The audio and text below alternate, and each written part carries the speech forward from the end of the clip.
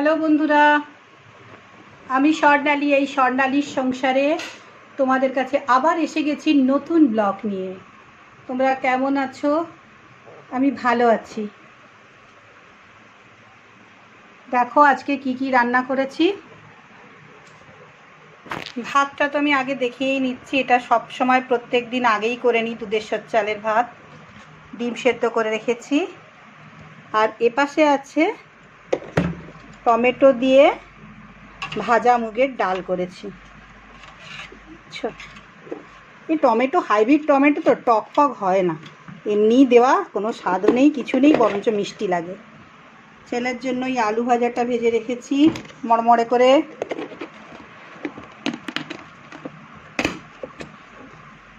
আর করেছি এই যে নিম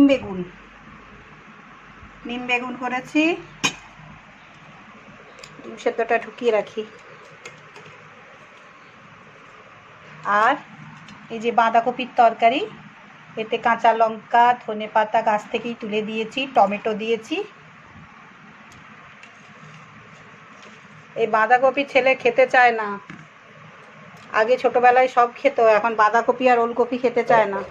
যার জন্য ছেলের জন্য ওই এখানে আলুটা মড়মড়ে করে ভেজে রেখেছি মুড়মুড়ে। আর এই কালকের একটুখানি এই যে এঁচোড় কষা, এটা রেখে দিয়েছি। এই হচ্ছে আজকের মোট, বেশি কিছু বানাইনি।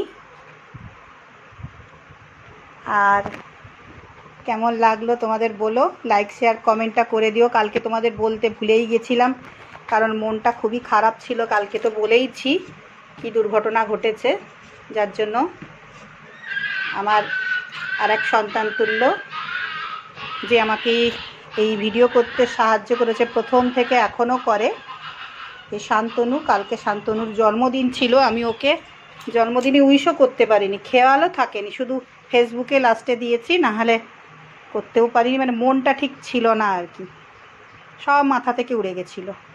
যাই হোক শান্তনু, খুব ভালো থাকিস, সুস্থ থাকিস সব সময়। তুই আমাকে অনেক হেল্প করিস, তোর জন্যই আমি এই ভিডিও করতে পারি। যাই হোক, আজকে এইটুকুনি, বেশি কিছু করলাম না। লাইক শেয়ার কমেন্ট করতে ভুলো না তোমরা। যারা এখনও সাবস্ক্রাইব করে উঠতে পারোনি, প্লিজ তারা করে নিও। আমার সাথে থেকো, পাশে থেকো, আমাকে খুব বেশি বেশি করে আশীর্বাদ আর ভালোবাসা তোমরা দিও। আর তোমাদেরকে কি বলবো, তোমরা খুব ভালো থেকো, হাসি খুশি আনন্দে থেকো। ঈশ্বরের কাছে প্রার্থনা করি তোমরা সব সময় খুব ভালো থেকো, সুস্থ থেকো, আর তোমাদের শুভ হোক, মঙ্গল হোক, এই কামনা করি ঈশ্বরের কাছে। তাহলে আজকের মতো রাখি, টাটা।